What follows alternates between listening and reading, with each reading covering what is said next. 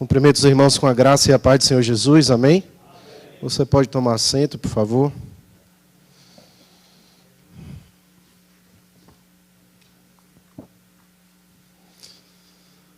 Quero agradecer a Deus pelo privilégio de estar aqui nesta tarde, nesses dias de escola bíblica de obreiros. É uma honra, uma grande responsabilidade estarmos aqui para meditar na palavra de Deus junto com os irmãos.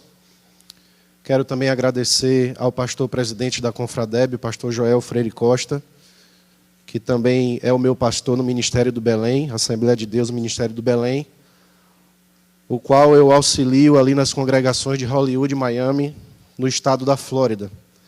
Quero cumprimentar a mesa diretora da Confradeb, os pastores presidentes das regionais, em especial o pastor Salmão, dessa regional que nos recebe, Nova Inglaterra.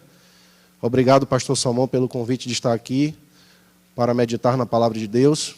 Cumprimentar os demais pastores e obreiros, irmãos e irmãs aqui presentes. Amém? Eu quero convidar você a abrir a sua Bíblia no livro de Neemias, no capítulo 4. Neemias, capítulo 4. Vamos fazer a leitura dos versos 1 e 2. Amém? Diz assim a palavra do Senhor. E sucedeu que, ouvindo Sambalate que edificávamos o muro, ardeu em ira, e se indignou muito, e escarneceu dos judeus. E falou na presença de seus irmãos e do exército de Samaria, e disse: Que fazem estes fracos judeus? Permitisse-lhes isso? Sacrificarão? Acabá-lo-ão num só dia? Vivificarão dos montões do pó as pedras que foram queimadas? Amém? Irmãos, o tema dessa escola, como todos nós já sabemos, é levantemo-nos e edifiquemos. Princípios transformadores na vida e ministério de Neemias. Coube a mim o privilégio e a responsabilidade de falar sobre o subtema liderando apesar da oposição. Para falar sobre oposição, nós precisamos primeiro nos lembrar, difícil esquecer porque faz parte da nossa realidade, mas nós sabemos que vivemos numa sociedade em crise. Crise moral, crise espiritual, que não só tem atingido os setores da comunidade lá fora, mas muitas vezes atingido e influenciado parte da igreja. O indivíduo, de forma geral, tem sofrido uma crise, tanto moral quanto espiritual. As famílias, muitas vezes, também têm passado por essas crises. Parte da igreja, a sociedade. Então, nós vivemos um momento específico em que diversos setores da sociedade, diversos setores da igreja, diversos setores das vidas das pessoas precisam de restauração. Então, o livro de Neemias, irmãos, ele é um livro que tem ensinamentos maravilhosos sobre restauração, princípios esses que podem ser aplicados em todas essas áreas que acabamos de falar. São princípios aplicáveis a qualquer situação que necessite de restauração, que necessite de construção. Portanto, o livro de Neemias é um livro urgente para esta geração. O livro de Neemias é um livro histórico pós-exílico que, apesar de ter sido escrito há muitos anos, ele é um livro urgente para a geração que nós estamos vivendo. E além de falar sobre restauração, o livro de Neemias também traz preciosas lições sobre liderança.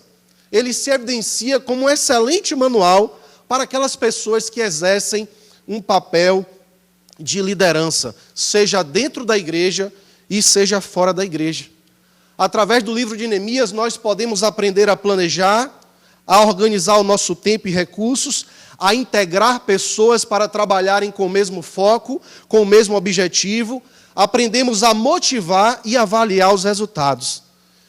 E também, muito importante, com as lições e princípios do livro de Neemias, aprendemos a lidar com a oposição sem perder o entusiasmo. Aprendemos a lidar com a oposição com motivação, apesar das críticas, apesar das calúnias, apesar das conspirações e de todo o mal que se levanta contra nós.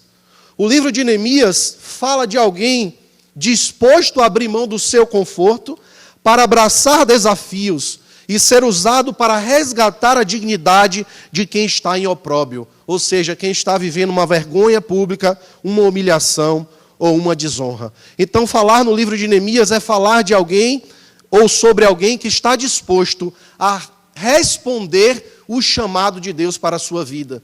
Porque todos nós, irmãos, temos um chamado, todos nós temos um potencial, mas essas duas coisas não são suficientes.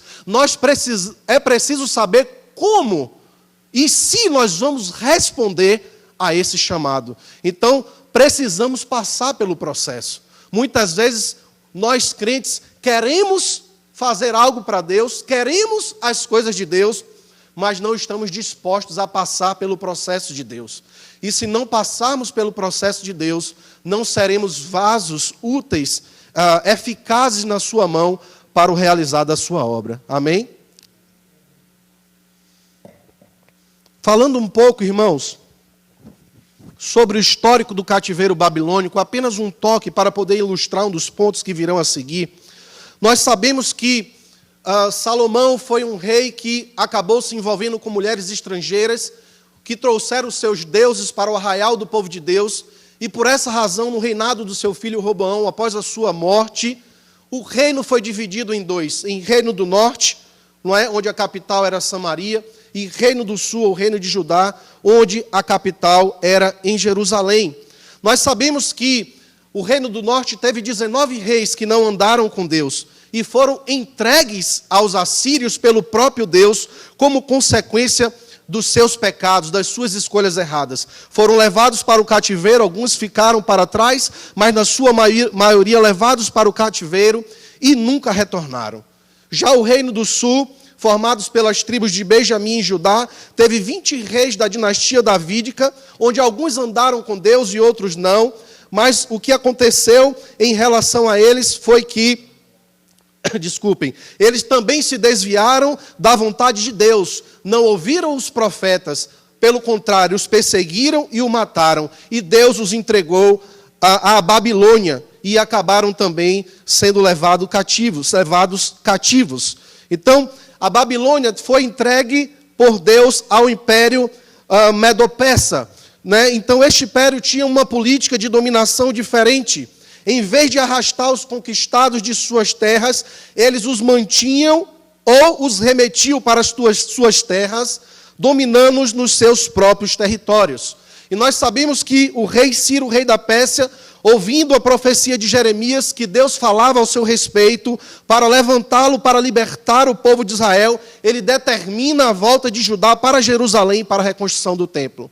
Eu sei que toda essa parte histórica os irmãos conhecem muito melhor do que eu, mas eu estou apenas trazendo à tona nesta tarde para ressaltar um ponto muito importante que, ao me preparar para essa ministração, o Espírito Santo fez arder em meu coração. Então, concluindo, nós sabemos que a volta dos exilados se deu em 3 levas. A primeira com Zorobabel para a reconstrução do templo, a segunda com Esdras para o ensino da lei, para reavivar a lei de Moisés na consciência do povo, e a terceira leva com Neemias para a reconstrução do templo.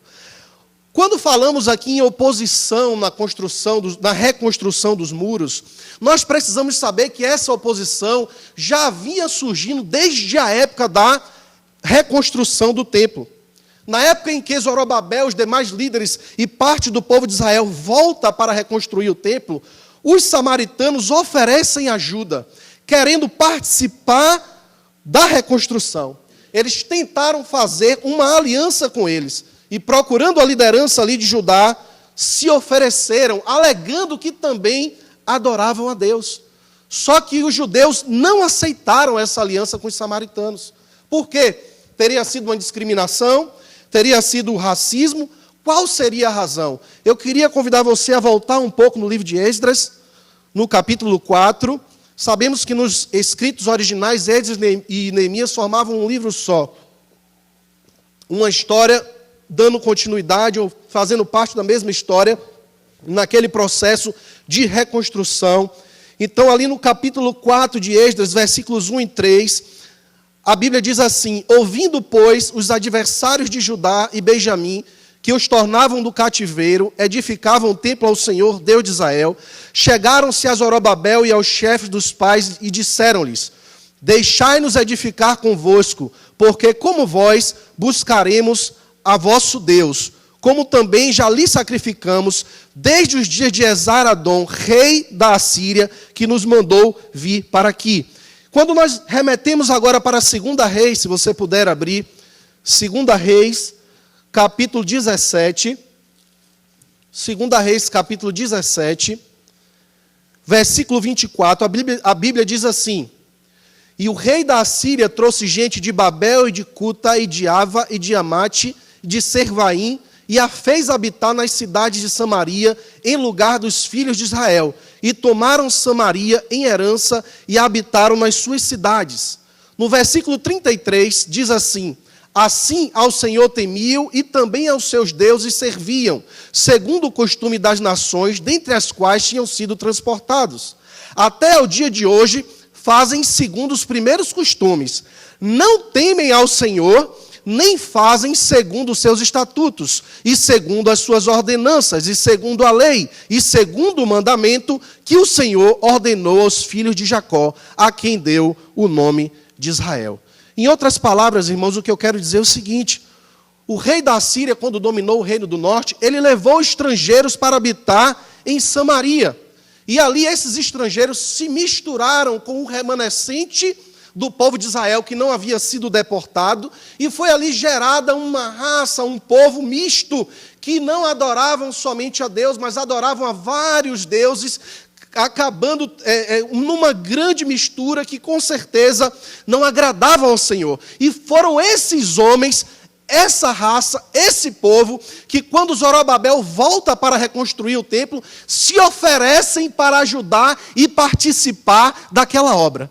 Então, qual é o ponto nesse sentido que eu gostaria de chamar a atenção para você nesta tarde? Se estamos falando em oposição, precisamos estar alertas pelo seguinte: irmãos, se Zorobabel e os judeus tivessem aceitado a ajuda dos samaritanos, a reconstrução do templo teria sido uma obra contaminada, teria sido uma obra impura, porque aqueles homens eram idólatras e adoravam a outros deuses. Então, qual é a palavra nesse momento que eu gostaria de transmitir para você?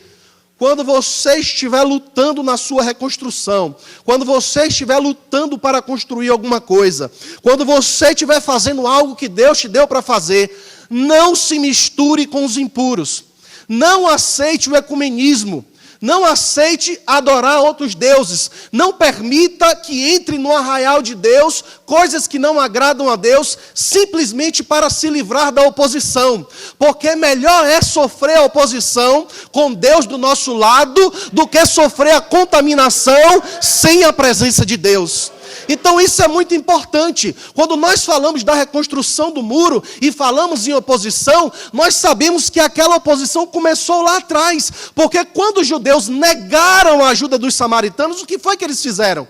Eles escreveram cartas para o rei da Pérsia, dizendo que se Jerusalém fosse reconstruída, se a cidade, o templo, enfim, tudo ali fosse reconstruído, ela iria se insurgir contra o rei, não pagaria impostos e teria uma vida independente. Ou seja, como eles não conseguiram se unir ao povo de Deus, eles se levantaram contra o povo de Deus. Então fica aqui um alerta para você. Nós precisamos renunciar ao que não agrada a Deus. Muitas vezes o inimigo vai colocar caminhos mais fáceis para nós, mas ser fácil não significa ser de Deus, porque Deus trabalha muitas vezes, ou até na maioria das vezes, na dificuldade para forjar o nosso caráter. Então, irmãos, não desanime diante da oposição. Não abra mão dos seus princípios. Quando nós falamos de ecumenismo, estamos falando não somente aqui, quero usar com a liberdade que os irmãos possam me dar, usar de uma forma mais abrangente. Eu não estou falando somente de se unir a outras religiões.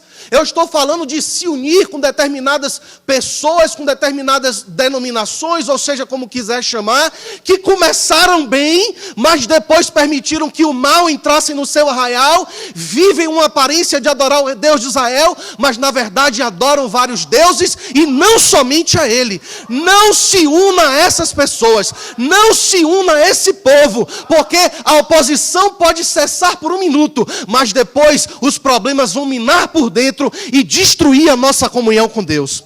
Amém? Então fique atento a isso. Cuidado com as alianças. Cuidado com as alianças. Não misture sua doutrina nem os seus valores. Amém? Irmãos, liderança. Conflitos que enfrentamos ao tentar capacitar outras pessoas para a obra de Deus. Irmãos, nós precisamos lembrar que sempre que nós fazemos a obra de Deus, o inimigo se levantará contra nós. Uma vez, há muitos anos, eu fui ministrar numa igreja e, terminando a ministração, conversando com o pastor, ele me disse que, ele falou assim, a nossa igreja não tem o perfil de batalha espiritual. E aquilo ficou na minha mente, eu não falei nada.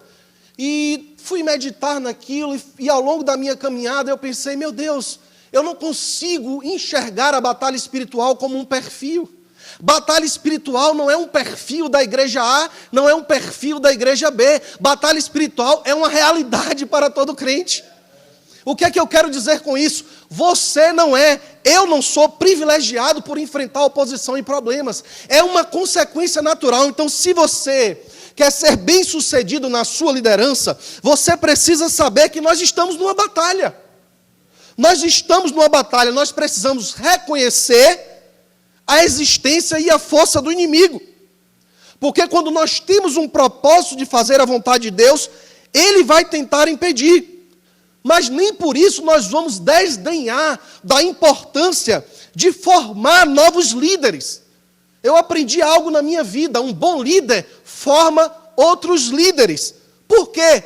Nós precisamos ter uma visão geracional. Nós não podemos ter uma visão somente na nossa geração. Nós precisamos ter uma visão na nossa geração e nas gerações que virão. Porque essas crianças que estão aí, esses adolescentes que estão aí, precisam receber a pura, a boa, a sã doutrina para dar continuidade.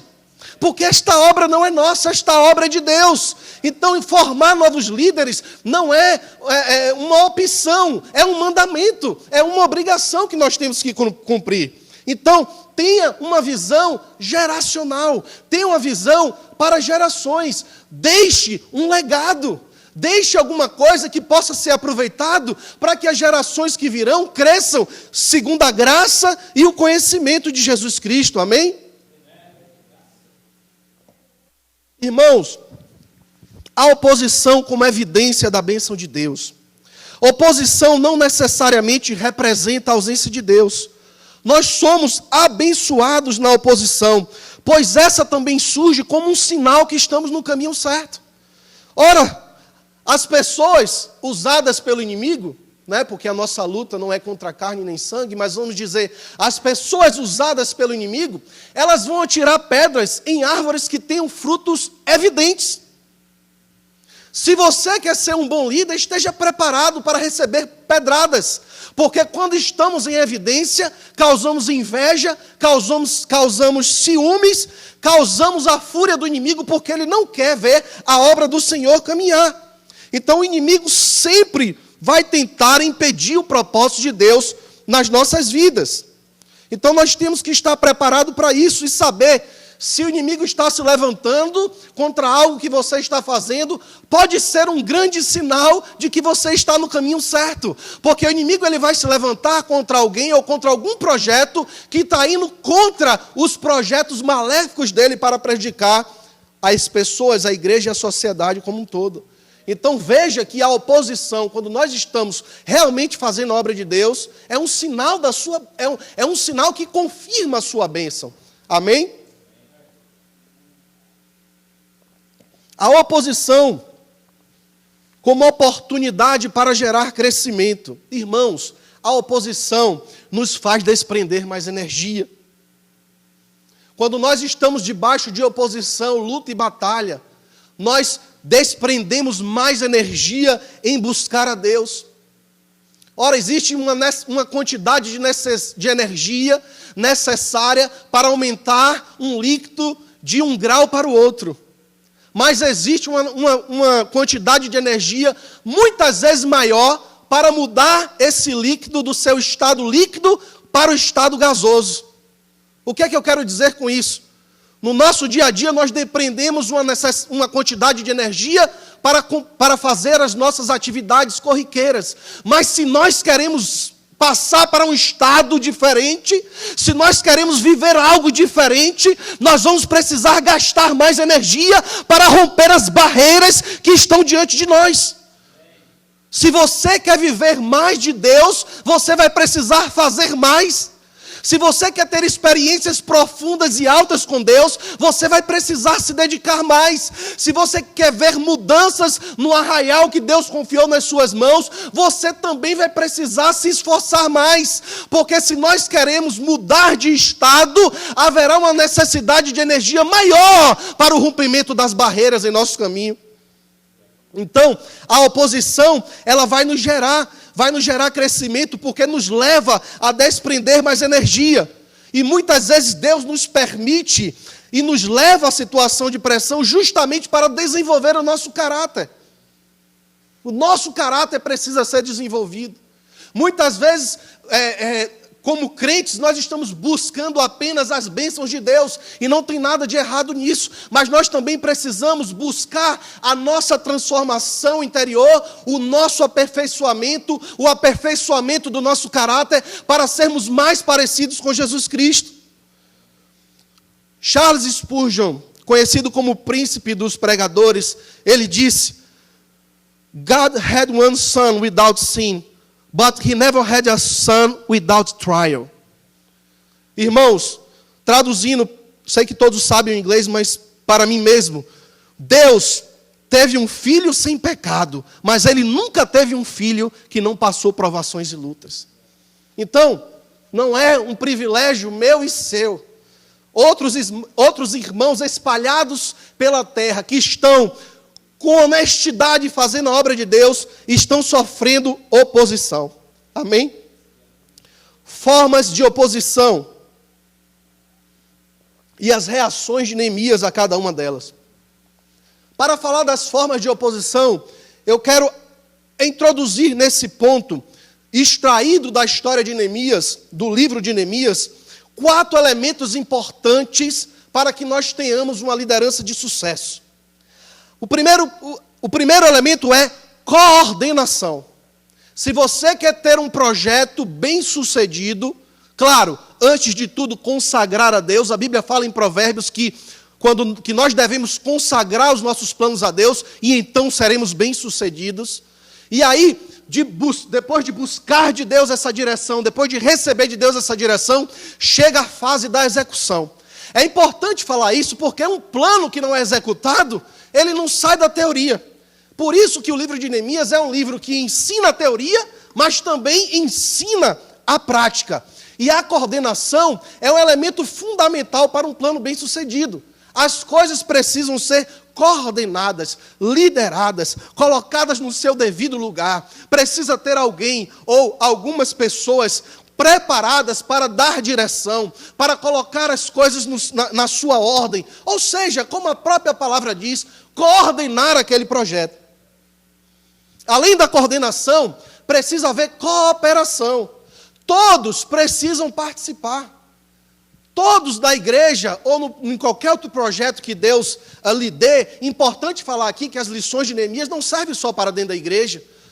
Se os empresários, se os homens de negócio, se pessoas que exercem função de liderança em qualquer área, aqui dentro ou lá fora, buscassem essas lições no livro de Neemias, elas seriam bem-sucedidas, porque esses princípios não vieram de homens, vieram do próprio Deus, inspirado pelo Espírito Santo, ou melhor, que o Espírito Santo inspirou homens a escrever. Então, cooperação.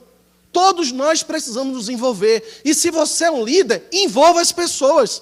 Não há ninguém dentro da igreja que não tenha um dom, que não tenha um talento. Como foi dito aqui, as pessoas estão procurando o seu lugar ao muro. As pessoas estão procurando uma oportunidade de servir. E como líder, nós precisamos pedir a Deus a visão, a revelação, o entendimento, identificar as habilidades das pessoas e direcioná-las de acordo com o seu chamado. Porque, irmãos, uma peça fora do lugar, ou ela não vai causar efeito nenhum, ou ela vai causar pouco efeito, ou ela vai dar defeito.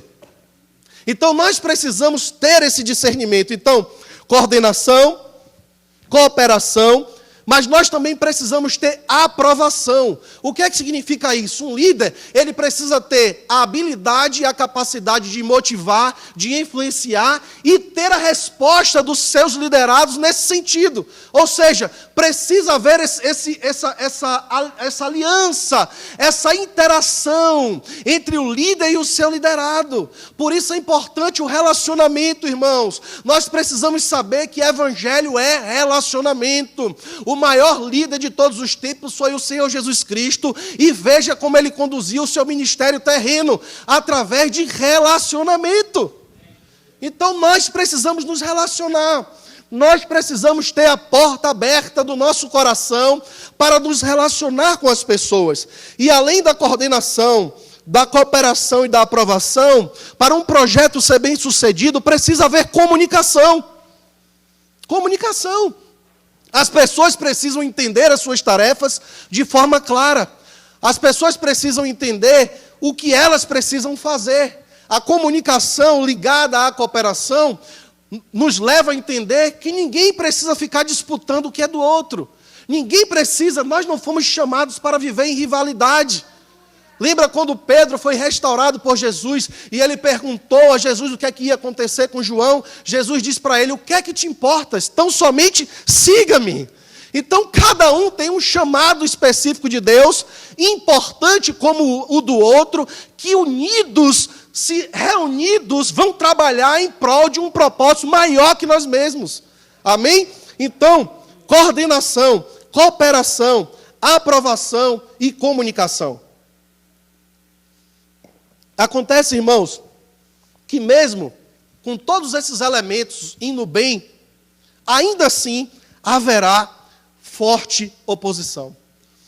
Os judeus reconstruíram os muros em 52 dias, debaixo de forte oposição. E é sobre essas oposições, ou formas de oposição, que eu vou falar agora. A primeira delas seria a zombaria externa, ou o escárnio, ou a ridicularização. Se nós formos fazer uma análise do capítulo 4 de Neemias, não temos tempo para ler todo o capítulo, mas deixe sua Bíblia aberta, acompanhe, faça suas marcas, se assim desejar, e você vai poder perceber os pontos que nós vamos falar aqui agora. Irmãos, os versículos 1 e 2 do capítulo 4 mostram que, quando nós começamos a fazer algo que Deus nos manda para fazer, o inimigo se levanta com oposição, ficando furioso e nos ridicularizando. O que é que quer dizer isso?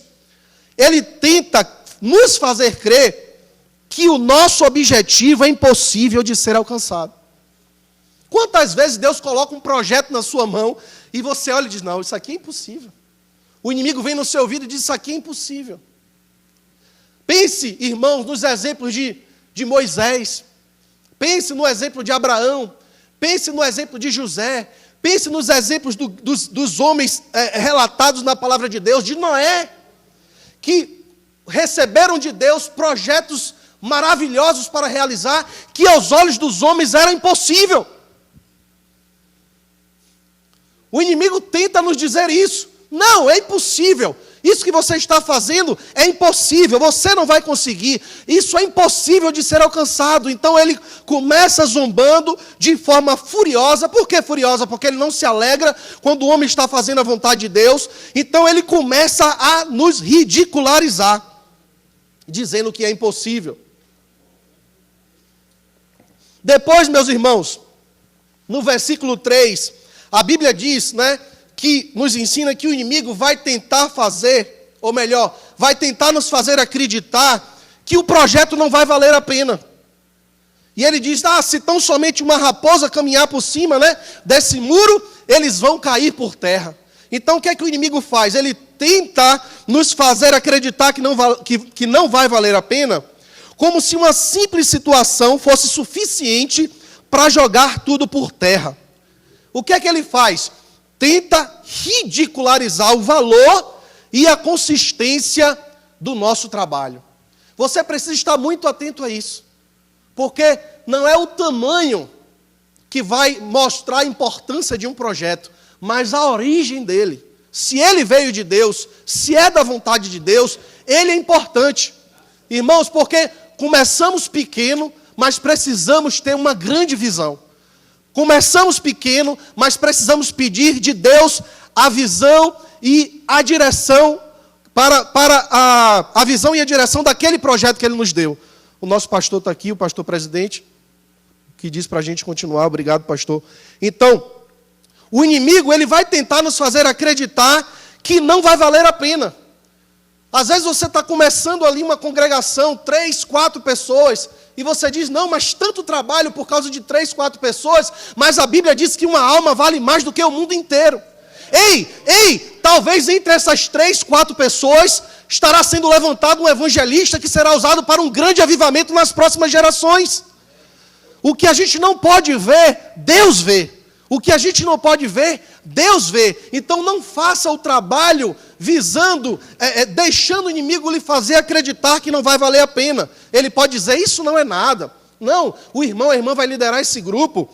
Isso não é nada. Mas, irmãos, não se deixe abater por esse tipo de influência. Porque, queridos, há uma orquestração contra o povo de Deus. Sempre que a igreja se levanta para fazer a obra de Deus, o inimigo fica irado e tenta impedir o seu progresso. Sempre. Porque o objetivo dele é matar, roubar e destruir. Sabe o que o inimigo faz com a zombaria? Ele tenta achatar a nossa autoestima. Ele tenta nos fazer pensar que somos fracos ou impotentes para reconstruir. Ele tenta nos fazer pensar que não somos capazes de fazer aquilo. Mas nós, como verdadeiros crentes, nós sabemos que a nossa capacitação vem de Deus. Nós sabemos que quando Deus chama, Deus garante. Quando Deus chama, Deus prepara, Deus capacita, Deus respalda e Deus provê. Deus não manda missionário, Deus não manda obreiro para o campo para abandoná-lo. Deus, quando Ele manda, Ele garante. Quando Ele começa, Ele termina. Porque Ele é fiel para começar e também é fiel para terminar a sua obra. Então, irmãos, não deixe o inimigo, através do escárnio, da zombaria e do ataque à sua autoestima, impedir de você construir ou de reconstruir aquilo que Deus confiou nas suas mãos. Pessoas ou circunstâncias tentarão minimizar nosso esforço e ridicularizar nosso trabalho.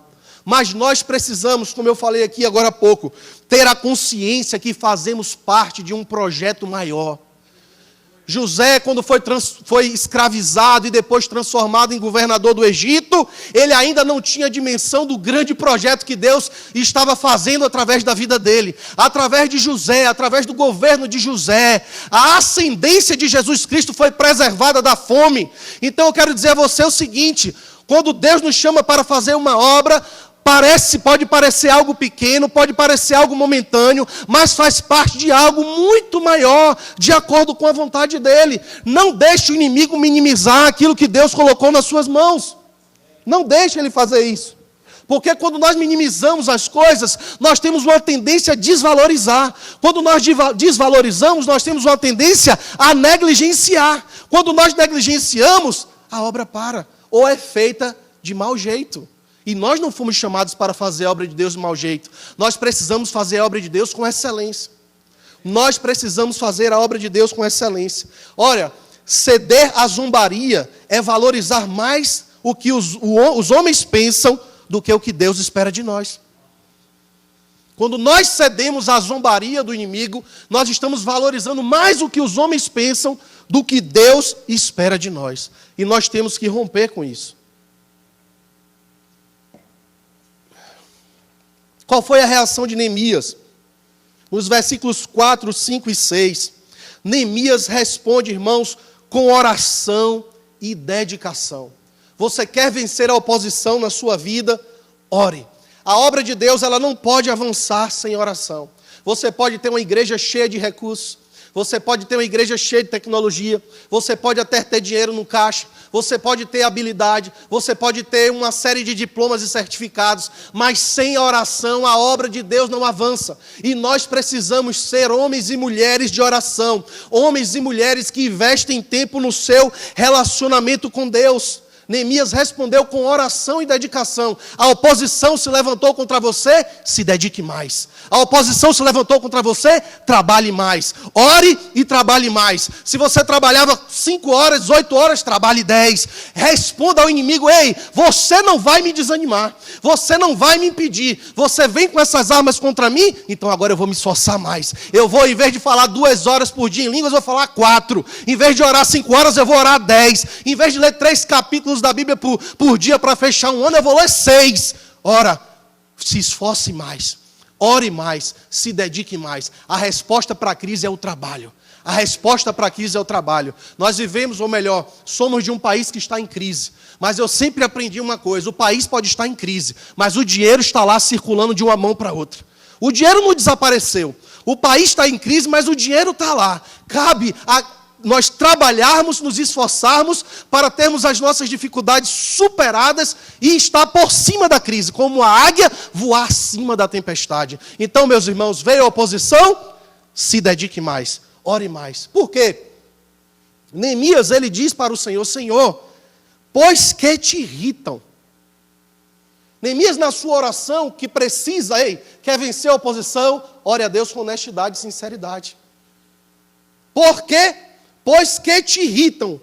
Quando o inimigo se levanta contra o povo de Deus, ele está se levantando contra Deus. Nós precisamos ter a consciência que nós não estamos sozinhos. Lembra o que Davi disse a Golias? Tu vens contra mim com espada e lança, mas eu vou contra ti em nome do Senhor dos Exércitos, a quem tens afrontado. Irmãos, Jesus disse, quando ele nos deu a grande comissão, ele disse: e eu estarei convosco até o final dos tempos, ou até os últimos dias. Quando o inimigo se levanta contra o povo de Deus, ele provoca a ira de Deus. E Neemias ali, ele está manifestando, irmãos, o zelo pela obra, o zelo pela santidade de Deus. Ora, quem toca no povo de Deus, toca na menina dos seus olhos. Quem toca nas pessoas pelas quais Deus derramou o seu sangue, está mexendo com o próprio Deus. Lembra quando Saulo perseguia a igreja, que ele tem um encontro com Jesus na estrada para Damasco? Jesus disse para ele: Saulo, Saulo, por que me persegues? Ele não disse: por que persegues a igreja? Por que persegues o discípulo? Porque Jesus estava dizendo o seguinte: quando você machuca o corpo, você atinge a cabeça. Irmãos, o que é que acontece? O nosso sistema humano, nervoso, as nossas defesas do corpo, como é que elas se operam? Quando alguém bate na nossa perna, é uma mensagem enviada para o nosso cérebro, para que a gente, através da dor, perceba que tem algo errado acontecendo ali. Então a dor é um mecanismo de defesa. Então quando sofremos uma pancada na nossa perna, a cabeça sabe. O que é que eu quero dizer com isso? Quando você é atingido pelo inimigo, quando o inimigo se levanta contra você, quando ele bate na sua perna, Jesus, que é o cabeça, sente. Ei, e de onde vem a resposta para curar aquela dor? Vem do cabeça. Ali no seu cérebro você diz: eu preciso botar um band-aid, eu preciso botar um metiolate. Não é da minha época, tem gente aqui da época do metiolate, ainda mais daquele que ardia, né? Quando a gente botava e ardia, né? Então, a cabeça vai dizer: ei, você tem que fazer isso para lidar com essa dor. Ou seja, Jesus diz: você tem que fazer isso para lidar contra esta oposição. Então eu quero dizer para você: não desanime porque você não está sozinho. Não desanime porque Jesus é por você. Tenha ânimo, irmão, e não tema o inimigo. Amém?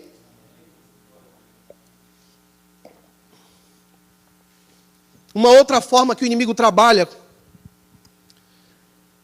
é através da confusão. Nos versículos 7 e 8, nós vamos entender que o inimigo, ele vai tentar nos desviar do nosso objetivo. Ele tenta se infiltrar para tirar o povo do foco.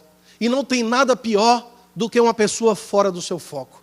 Não tem nada pior do que uma pessoa vivendo fora do seu propósito. Ela pode estar até fazendo alguma coisa útil, mas não vai alcançar a eficácia para a qual deveria estar caminhando em direção. Então, o inimigo pode vir com confusão contra a sua vida, contra o seu trabalho. E qual é a resposta? Irmãos, eu não estou aqui para trazer algo novo. Eu estou aqui simplesmente para lembrar o que a Bíblia diz sobre essas coisas. Neemias ora. Neemias ora. Muitas vezes, quando a oposição se levanta contra nós, a fúria ou a ira nos toma e nós agimos pelos nossos próprios impulsos. Mas a melhor resposta não é essa. Quando os inimigos se levantarem contra nós, ore a Deus. Porque as nossas batalhas nós precisamos vencer primeiro de joelho. O crente vence a batalha primeiro de joelho, primeiro em oração, para depois ver ela se manifestar ou se tornar em evidência no meio natural, vamos dizer assim. Agora, Neemias aqui usa mais uma estratégia. Além de orar, ele coloca vigilância constante. Para cada oposição que você estiver sofrendo ou vier a sofrer, peça a Deus a estratégia certa. Porque cada problema tem uma forma diferente de lidar com ele. Existe um princípio no direito que diz assim: o princípio da igualdade é tratar os desiguais de forma desigual na dimensão da sua desigualdade. Em outras palavras, trate cada caso de acordo com a necessidade de cada caso. Tem as estratégias específicas para aquela situação. Então, se você buscar de Deus, Ele vai te dar a estratégia para isso. Amém? Então, ele ora por quê? Porque a nossa força para enfrentar o inimigo vem de Deus. É pelo Espírito Santo. Por isso nós precisamos buscar comunhão e intimidade com Deus. Nós precisamos tomar medidas preventivas. O problema, irmãos, é que muitas vezes nós queremos nos preparar na hora da batalha. Mas um bom exército, ele está se preparando antes que a batalha chegue a ele. Nós não podemos ser a geração da remediação, nós precisamos ser a geração da prevenção. Nós não podemos ser pegos, de surpresa. Então, para estar preparado para a oposição, nós precisamos buscar intimidade e comunhão com Deus. Porque quando nós estamos em comunhão e intimidade com Deus, o Espírito Santo nos revela, nos direciona, nos conduz. Quantas vezes nós estamos em uma situação de madrugada e acordamos e não conseguimos dormir, e aí vamos falar em línguas e ficamos ali orando e buscando a Deus, às vezes até a gente nem sabe o que é, no outro dia quando a gente vai, o problema está lá, só que a gente já foi preparado pelo Espírito Santo para lidar com aquilo. Não seja surpreendido pelos ataques, se prepare para eles antes, amém? Então, no versículo 9 você vai ver essa atitude de Neemias, respondendo com oração e vigilância. Busque o discernimento do Espírito Santo e tome atitudes práticas para evitar a surpresa. Irmãos, o livro de Neemias é uma lição clara que nós precisamos associar a oração e a ação. Nós precisamos, irmãos, ter a ajuda do céu, mas precisamos ter ação na terra. Nós não podemos simplesmente cruzar os nossos braços. Depender de Deus não é cruzar os braços. Depender de Deus é fazer a vontade dEle. É orar e agir de acordo com a vontade dEle. Se Ele mandar parar, pare. Mas se Ele mandar avançar, avance. Amém? Oração e ação. Para isso, irmãos, nós precisamos ter uma vida cheia do Espírito Santo. Eu sei que o que eu estou falando aqui não é nenhuma novidade para ninguém. Mas às vezes as atividades do nosso dia a dia estão nos arrancando do nosso quarto secreto.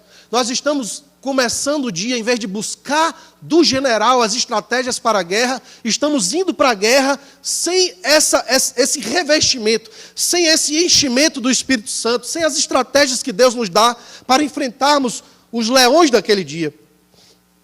Por isso o apóstolo Paulo disse: enchei-vos do Espírito Santo, que no original quer dizer enchei-vos no sentido de constantemente, dia após dia. Nós precisamos buscar esse renovo todos os dias e aprender também, irmãos, a enfrentar o inimigo com uma palavra.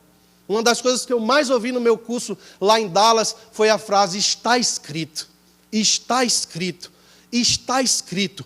Crente precisa conhecer a palavra e fazer bom uso dela, porque a palavra gera fé. Quando o inimigo vier com oposição, nós podemos dizer: ei, está escrito que Deus está comigo, está escrito que eu sou mais do que vencedor. Ei, está escrito que você não pode prevalecer contra nós, nem contra o nome de Jesus Cristo. Então, traga a palavra para a sua oração, traga a palavra para o seu dia, invista na sua comunhão e no seu devocional com Deus. E fique alerta, porque depois de uma vitória o inimigo voltará com certeza com novas estratégias. E nós precisamos pedir a Deus que nos ajude a superar a nossa vulnerabilidade.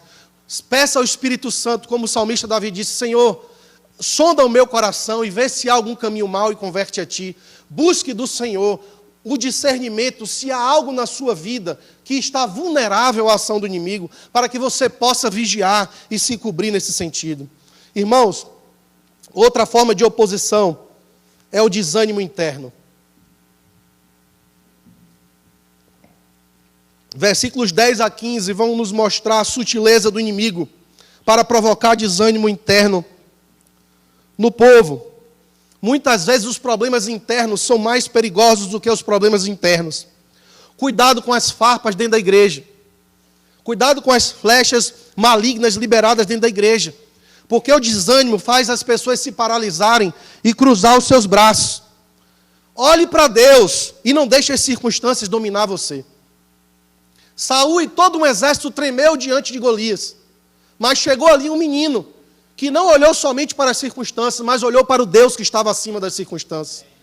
Servir a Deus não significa virar as costas para o problema. Eu gosto de dizer que problema é para ser resolvido, é para ser enfrentado. Nós somos chamados para estar na linha de frente, para batalhar, para vencer, para avançar. Mas nós não podemos deixar os problemas nos desanimarem nem nos abaterem. Nós precisamos buscar os olhos espirituais, o discernimento espiritual para ver o problema, reconhecer que ele existe, mas saber que o nosso Deus é maior do que ele. Essa foi a diferença entre Davi, Saul e o exército. Porque Davi, ele vira ali diante daquele burburinho no arraial, ele diz: quem é esse incircunciso que ousa se levantar contra o exército do Deus vivo? Ei, vocês esqueceram quem vocês são? Vocês esqueceram quem é o nosso Deus? Vocês esqueceram que quem se levanta contra nós está se levantando contra Deus? Então, irmãos, olhe para Deus, traga Deus para as circunstâncias. Venha a nós o vosso reino, seja feita a tua vontade, assim na terra como no céu. Um problema que causa desânimo interno também está lá no versículo 12, que é o boato, os boatos. Boatos dentro da igreja, ou boatos dentro de qualquer projeto é algo terrível. Interessante que naquela história ali de reconstrução dos muros, alguns dos construtores dos muros, eles moravam fora de Jerusalém, em regiões próximas aos inimigos do povo judeu. E ali eles ouviam as ameaças, ouviam as conversas, e aí vinham e traziam esses comentários, esses boatos, para dentro do arraial de Israel, o que causava desânimo em todos que estavam ali. Então, quando esses comentários chegavam, causaram o quê? A destruição ou a interrupção da cooperação. Porque o boato faz isso. Às vezes ele superdimensiona o problema. Faz de algo pequeno algo grande. E às vezes não é nada disso. Já chegaram para você e disseram assim: ei, pastor, está todo mundo dizendo que... Já? Com certeza já, né? Pastor, ô irmão, está todo mundo dizendo... Todo mundo é ele mesmo e ele. Às vezes um ou dois. Porque o boato faz isso. A conversa faz isso. Então nós, como líderes, não podemos nos desesperar diante de uma situação como essa. Nós não podemos fraquejar diante do falatório. E mesmo que todos estejam falando, ainda assim, nós precisamos ter a convicção do que Deus nos falou, do que Deus nos colocou para fazer. O que é que eu quero dizer também com isso? Mantenha os seus princípios. Uma vez o próprio pastor Joel, eu já ouvi ele falando isso em púlpito e já falou para mim em particular também, que não podemos deixar que o povo pastoreie o pastor. É o pastor quem pastoreia o povo. Se eu estiver errado, o pastor me corrige. Em outras palavras, também, não abra mão dos seus princípios para agradar a maioria. Nós não fomos chamados para agradar a maioria. Neemias não estava ali para agradar a maioria. Neemias estava com a missão de reconstruir o muro. E ele desagradou a muitos. Porque a Bíblia diz que eles estavam cercados por inimigos de todos os lados. Aqueles que dominavam aquela região não estavam se agradando que o povo judeu ia se reerguer. Mas nós precisamos manter os nossos princípios. É melhor se afastar do que se contaminar. É melhor se afastar do que se contaminar. É melhor manter os princípios e ser aprovado por Deus do que buscar a aprovação de homens, porque o apóstolo Paulo diz, convém a mim primeiro agradar a Deus e não a homens. Amém? Então, não fraqueje diante do falatório, porque os homens ali naquele momento, naquela fase de reconstrução, eles estavam guardando os muros, mas não estavam guardando os seus ouvidos. E nós precisamos guardar os nossos ouvidos, porque o inimigo está sempre querendo soprar alguma coisa para nos fazer desanimar.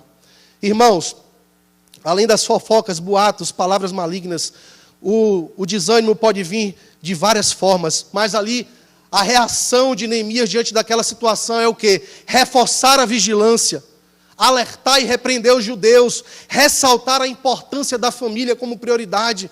Ele aponta para o Senhor, ele diz, lembrai-vos do Senhor. Na hora que essas coisas se levantarem, faça o povo lembrar do Senhor e mostrar que Ele é o grande que deve ser temível. Empunhe as armas de defesa e de ataque. Exerçam a liderança com firmeza. Neemias exerceu uma liderança firme e exemplar. Neemias não abandonou o povo durante a crise. Eu me lembro agora de um naufrágio que aconteceu de um cruzeiro, salvo engano, na Europa, em que o capitão italiano, quando o cruzeiro virou, ele foi um dos primeiros a sair, foi extremamente criticado por isso.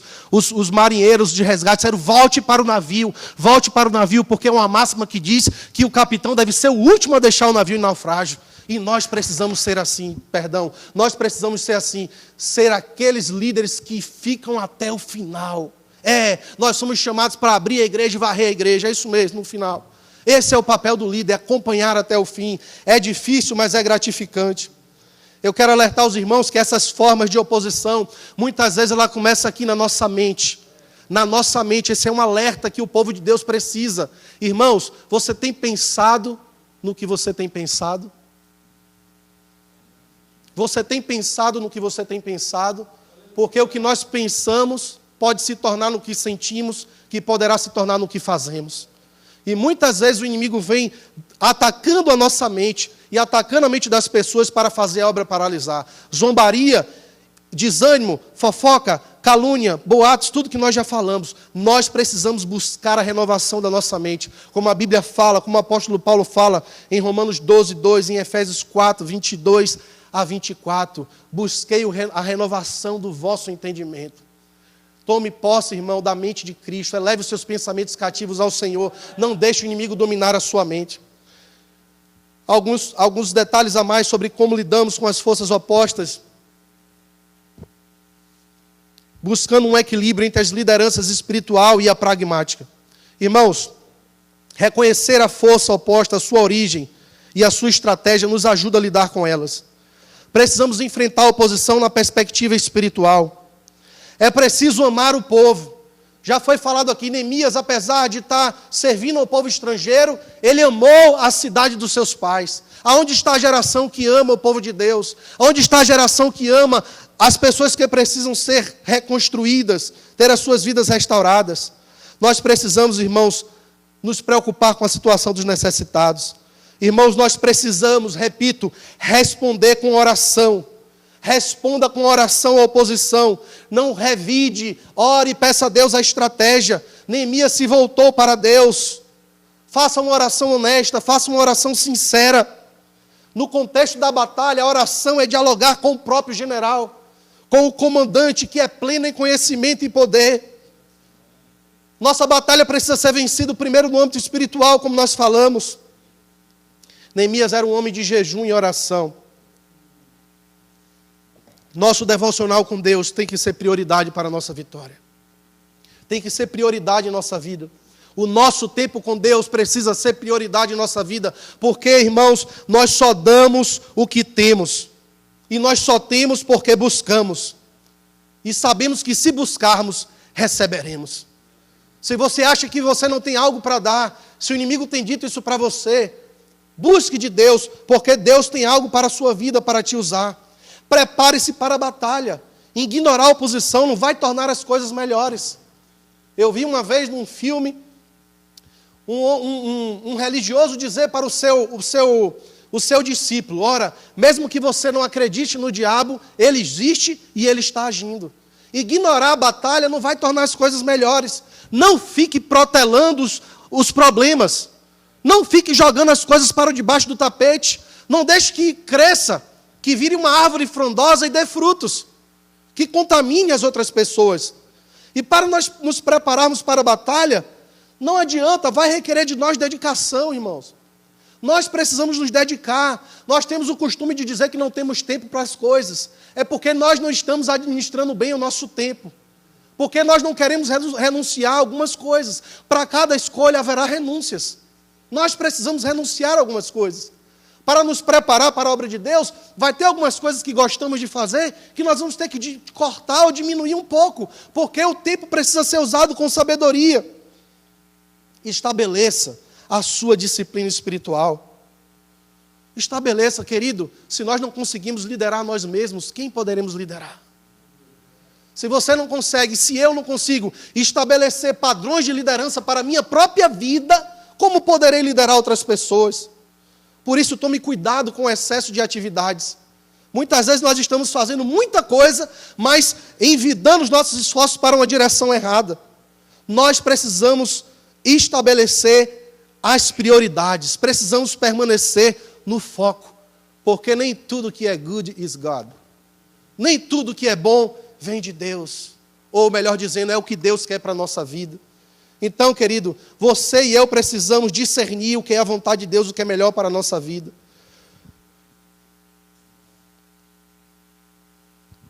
Para isso, nós vamos precisar nos dedicar. Para isso, nós vamos precisar buscar investir tempo de qualidade com Deus. Aprenda com os mais experientes. O tempo é curto, mas eu quero lembrar de uma história. Quando eu tive, sempre me lembro disso, pastor Jader, quando estive ali em Chicago e o senhor me levou para visitar o museu do Moody, se eu não me engano. E nós estivemos ali e o pastor me mostrou tudo lá dentro. Era um dia, estava nevando um pouco, chovendo, mas nós conseguimos entrar, eu via o caminho, entramos, mas passamos tanto tempo ali, que quando saímos estava tudo coberto de neve. Eu mal via o corrimão das escadas, não havia caminho. E aí o pastor Jader, que com certeza já esteve ali muitas e muitas vezes, levando outros pastores, ele já sabia o caminho. E aí ele foi na minha frente. E o que é que eu fiz? Eu pisei nas pegadas dele. Porque eu sei que se eu pisar nas pegadas dele, eu não vou cair, porque ele já tem experiência naquele caminho. Ele já sabe que caminho tomar para não tropeçar, para não cair, para não se machucar. Se você quer ser um bom líder, você precisa ser um bom liderado. Aprenda com os mais experientes. Busque conhecimento e conselhos com os mais experientes. Isso é muito importante, porque muitos querem ser líderes, mas não são bons liderados. Nós precisamos aprender, irmãos, a conduzir pelo exemplo, não só por palavras. Neemias foi um homem que fez. Neemias não só mandou fazer, não. E as pessoas estão observando a nossa vida. Tem muitos que só querem mandar, mas para mandar, nós precisamos de duas coisas: fazer e saber fazer. Porque nós precisamos ser exemplos, não só por palavras, mas também por ação. Sabe o que é que eu desejo para mim e para você? Que nós sejamos pessoas que os outros queiram imitar. Nós precisamos ser líderes que os outros queiram imitar. Tenha a sua mente no trabalho, porque provocações são vencidas pela oração e pelo trabalho concentrado. Confiança em Deus e medida para garantir a segurança. Já estou concluindo, irmãos. Fique alerta para uma coisa: confiar em Deus não significa ficar necessariamente parado, e sim andar na direção do Senhor, como já falamos. Nós sabemos que precisamos voltar à obra, ou se esforçar mais na obra de Deus. Outra vez, não abandone o povo em meia crise. Tenha certeza de que Deus está com você. Uma coisa que Neemias fez foi a inspeção. Faça a inspeção, avalie as situações, acompanhe e ouça seus liderados, passe tempo com eles. Passe tempo com eles, escute o que eles têm para falar. Encurte a distância entre você e aqueles que você lidera. Nós precisamos aprender a lidar com a realidade. Evite os paliativos. Estamos muitas vezes tentando resolver os problemas pelos seus sintomas, mas não estamos indo na origem. Quando nós queremos descontaminar um rio, nós não só tratamos a água, nós precisamos fechar a boca dos esgotos que estão sendo derramados nele. Como líder, nós precisamos buscar de Deus e identificar a fonte desses problemas. Não atenue o problema ou protele a crise. Resolva antes que cresça e se multiplique. Uma coisa importante, não abandone a obra do Senhor por causa da oposição. Nós sabemos que quando a oposição se levantou na reconstrução do templo, foi determinado que a obra parasse, mas Deus levantou Ageu e Zacarias como profetas para dizer ao povo que eles precisavam continuar a obra do templo do Senhor, porque eles estavam usando a oposição, cuidando somente das suas próprias vidas, achando que não teria mais jeito. Mas nós precisamos entender uma coisa: oposição não é motivo para nós cuidarmos só do que é nosso. Nós não podemos dizer, não vai dar certo mesmo, está tudo impedindo, eu vou cuidar da minha vida. Não, irmãos, nós somos chamados para lutar até o fim. Não devemos ser pessimistas, nem covardes, nem preguiçosos. Nós precisamos orar e manter a guarda. Crie e mantenha a comunicação. Uma das coisas que o inimigo destrói ou tenta destruir é a comunicação, porque a comunicação faz parte da logística da guerra. Ele vai no nosso abastecimento, ele vai na nossa comunicação, porque ele sabe que se nós não comunicamos um com o outro, ele pode se comunicar no meio de nós. É muito importante isso para o casamento, para a liderança na igreja e para a liderança dentro e fora da igreja. Então, meu querido, eu quero concluir dizendo que o líder precisa estar alerta.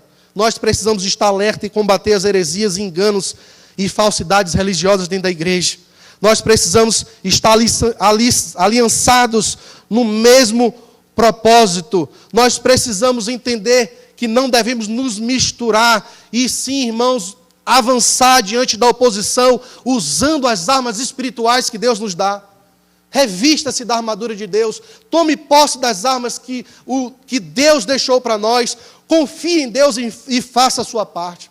Eu te pergunto nesta tarde, onde o inimigo tem te atacado? Como ele tem te atacado? Qual tem sido a sua reação?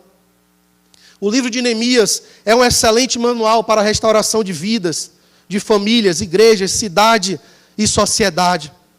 Como falamos, é uma grande lição de liderança, que através desses ensinamentos possamos crescer na graça e no conhecimento de Jesus, para sermos, como o apóstolo Paulo disse ao jovem Timóteo, seja um obreiro aprovado por Deus, que não tem do que se envergonhar e que maneja bem a palavra da verdade. Irmãos, nós não podemos, abandonar a obra que Deus nos deu. Neemias organizou e encorajou os obreiros a confiar no Senhor. Ele foi um grande exemplo para eles. Sabe quem foi Neemias? Neemias foi um líder que serviu e um servo que liderou. Nós precisamos ser como Neemias, que era um líder que servia e um servo que liderava. Finalizo com as palavras do apóstolo Paulo, que diz: no demais, irmãos meus, fortalecei-vos no Senhor e na força do seu poder, revesti-vos de toda a armadura de Deus, para que possais estar firmes contra as astutas ciladas do diabo, orando em todo o tempo com toda oração e súplica no Espírito, e vigiando nisso com toda a perseverança e súplica por todos os santos. Deus vos abençoe.